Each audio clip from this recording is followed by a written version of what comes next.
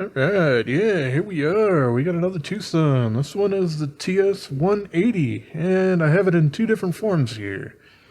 I have the original one in titanium, and I've anodized this kind of purpley in a couple of different colors there. But TwoSun also came out with a Burlwood version of it as well. I don't know if Tepe had, or Sean Hassan, or whatever, had a whole lot of say in this particular model, but he might have, because the other model that I've seen that's come out in Burlwood was also from them. But yeah, let's see. So yeah, this is definitely in its first state. It's a titanium frame lock flipper. This one has thumb pad kind of thingies, and I can knock it into another knife on the table. That's nice. But yeah, it's easy to spidey flick. It is a top flipper as well. And you know, it's okay if I use kind of the pad of my thumb to do the opening on it, but trying to flick it open is just a little awkward for me. But you do have the option to completely take them off fairly easily. Then you end up with basically this hole here, because these ones don't come with that. So there's definitely that. Yeah, there are a couple of differences outside of that. This one, the initial one here, is an M390. And in typical Tepe fashion, we have the numbers for them. So this is number 190, so certainly not in the first batch, so to speak. I got a little bit of schmutz on the end of there, it looks like. Yeah, that's all it is, just schmutz of some sort. Yeah, this guy has like a 3.5 finger sort of grip for me. You can see my pinky doesn't really hang on to it all that much. Now you can choke up. You got a nice flat area there where that number is if you really want to get there. But unless you're doing a hammer grip, that's going to get your thumb really far out in front, which is kind of going to make it difficult to cut through tall things, you know, like cardboard, stuff like that. But still, it's very comfortable for a 3-finger grip. Man, yeah, I gotta clean this thing. It apparently has crap all over it. But yeah, pretty darn interesting thing here. I do like all the holes that we have for accents. That's all sorts of nice and kind of keeps it nice and light there. We got a nice balance point right at the finger choil. And jumping up here at the top, this one also has a titanium backspacer and the pocket clip, which is actually screwed in from the inside. I do kind of like that little attention to detail sometimes. It does makes things just a little bit cleaner.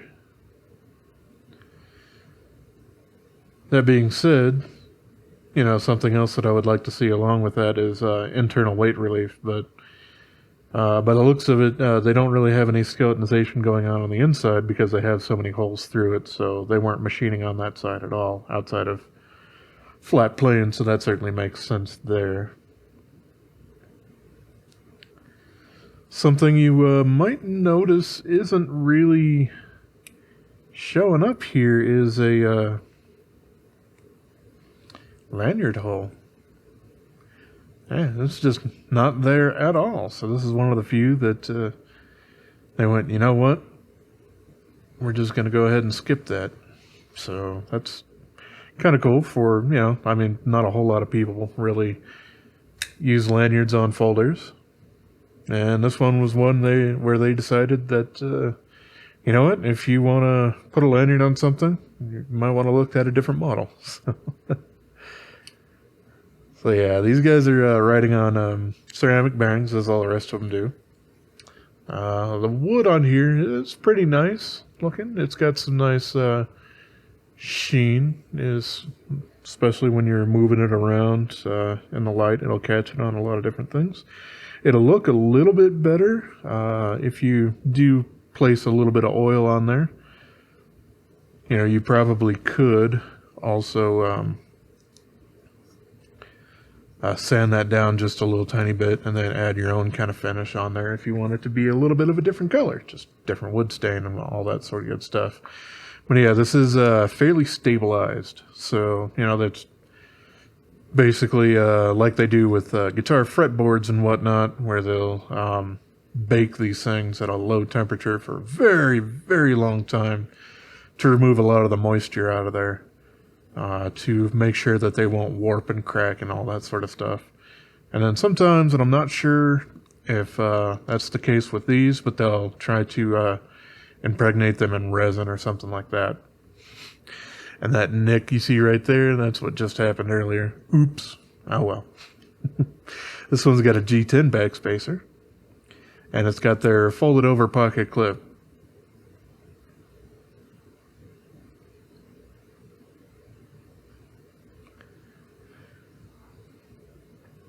Yeah, this one is also a little bit of an earlier one. This is number 71. Now we do have a very, very slight shadow boxing of the liners. So they are proud of the wood, but by a fraction of a millimeter sort of thing. So you still do get that nice wider feeling in your hands, and especially on your thumb and everything like that.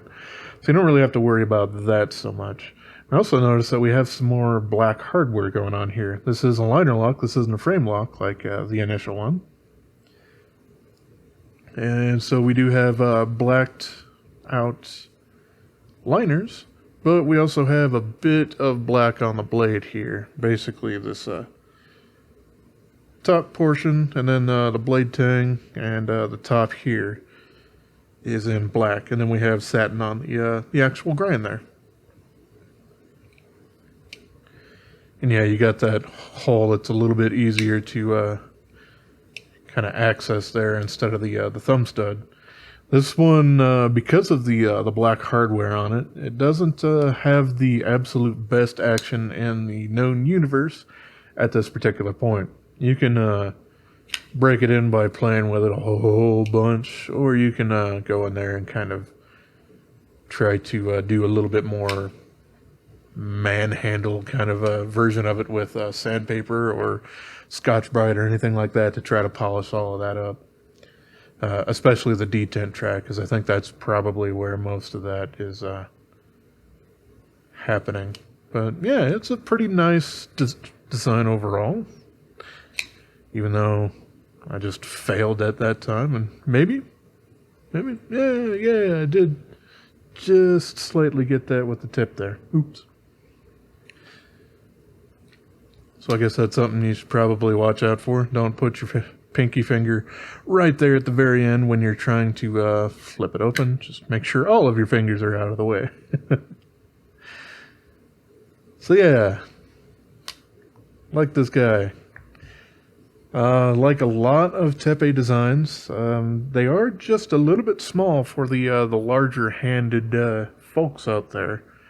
Like I was mentioning, this is a 3 and a little bit finger knife rather than a full 4-finger grip.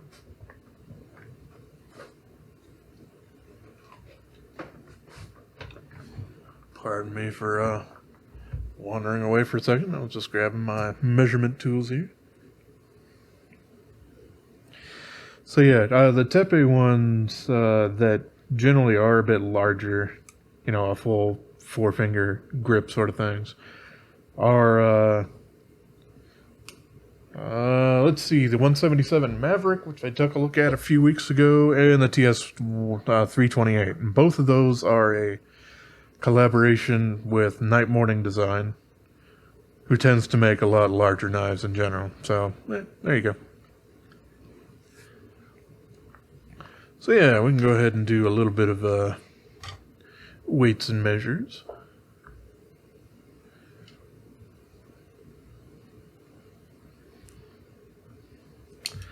Start with a titanium guy here. We got 4.16 ounces or 118 grams.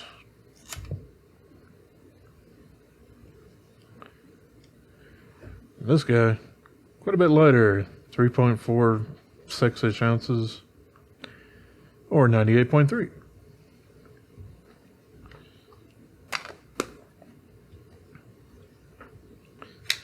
So definitely not super heavy, especially not compared to a couple of them that I've seen recently. Yeah, let's see. We got, yeah, just a little under 3 inches for the usable blade length, or blade length in general in here. Let's see. I can also do some comparisons here. I'll move this guy out of the way. This one's kind of the OG. So yeah, let's see. Here we are against the rat number 1. Obviously, that's a bit larger. And the Spyderco PM2. And that's also larger, as you can see. And we got, yeah, the Kalashnikov 74. Which, it's pretty similar. The handle is obviously a little bit larger on that guy there. Oh, speaking of this guy, I recently got the itty bitty little guy too, so I finally have a matching set. Let's see, and I also have a couple others here that you may or may not be familiar with. Starting with the Benchmade 940. It's been around forever, and I've had it forever. And of course the Spyderco Endura 4. I don't really have a Delica, but I do prefer this size a little bit better anyway myself. So yeah, not a super incredibly large knife, but very capable. I do find it a little interesting that we have a large belly kind of sweeping up to the tip here, but very much flat going on around here. Usually there's a gradual bit of a curve, but this one is definitely just straight. So yeah, now that I've done some knife comparisons, let's see. What are we dealing with? The titanium one here is just about 0.53 of an inch. And this one is more because it's not a frame lock and whatnot, so it's almost another 0.1 of an inch, so 0.63, let's say. Oh, blade stock thickness. That's usually pretty important. And yeah, it's not thin. It's 4 millimeters. At least at the very end there. And this guy does come straight out to it. We don't really have much of a distal taper or anything going on there. So very, very strong at the tip because of that. All right. I can take apart both of these because they do look a little bit different on the inside. But we'll start with that. I don't know why I grabbed the T6.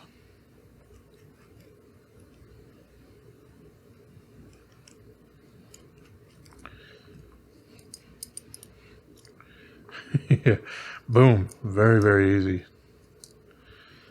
We got the bearing races there with the tracks on them.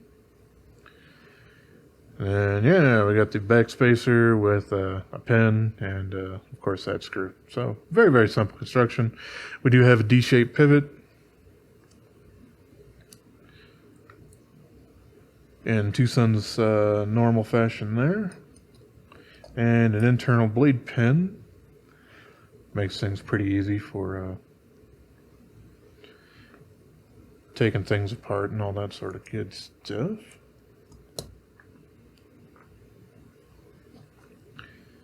Trying to line that one up is always just a little fun. Oops. Easy now, bud. I don't know exactly what I was talking about or talking to. Probably not the knife. I don't generally talk to my knives.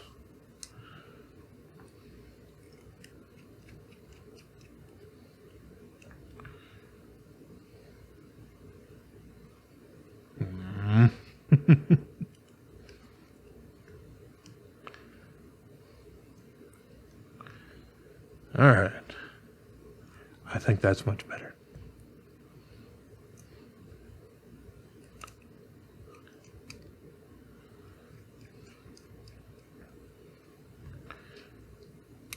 Okay, I can set that guy aside now. And yeah, this one I am going to want to remove the pocket clip as it attaches things to other things. Also hides that instead of becomes part of it. This is a little bit different than other designs, but that's okay.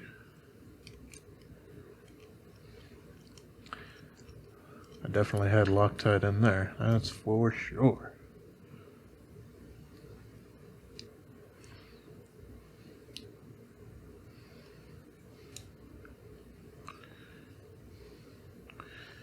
Alright, work with me here.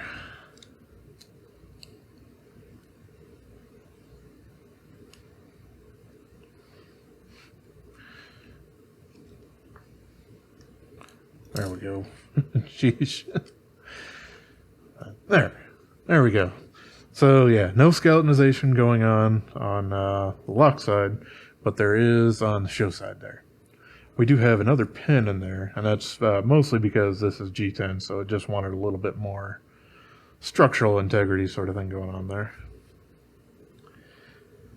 But yeah, just the black part here on the blade is basically what's kind of keeping it from being incredibly smooth. You can polish that a little bit if that is your prerogative, or just you know, play with it forever and it'll eventually break itself in. This one's also got that D-shaped pivot, and yeah, the scales are kind of attached via one screw there, but technically the other one on the back that goes through the liner as well. So.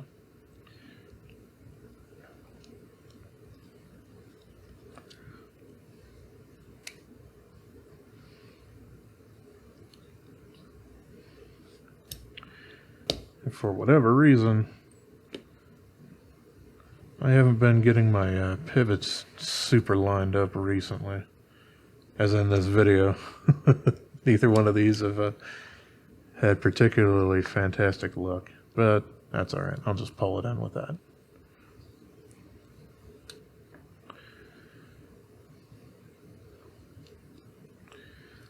Yeah, this screw, which actually sits flush in here underneath the clip, is a little bit different than a lot of the other ones you end up getting. It's yeah, it's not super interchangeable with a lot of the other TwoSun screws that are all right around the same thing. Makes me wish that they used a little bit more of those as flush screws rather than these button head ones, but that just might be a personal preference thing. I don't know. But, okay, yeah. Well, that's a little tight, but easy enough for me to fix back up after the fact. So, yeah, we got the TS180, also known as the Vortex. Pretty interesting knife, especially if you're looking for something under that 3-inch mark for certain purposes. You know, usually, more often than not, I can think of, well, I guess probably New York as kind of having a little bit of that limitation.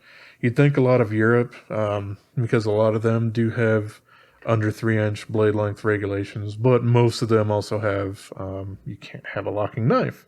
So that would rule those out. But alrighty. That's basically everything I got to say about it. So I think I will leave it at that. As always, I appreciate y'all for watching. Have yourself a wonderful rest of your day, yo. Please subscribe.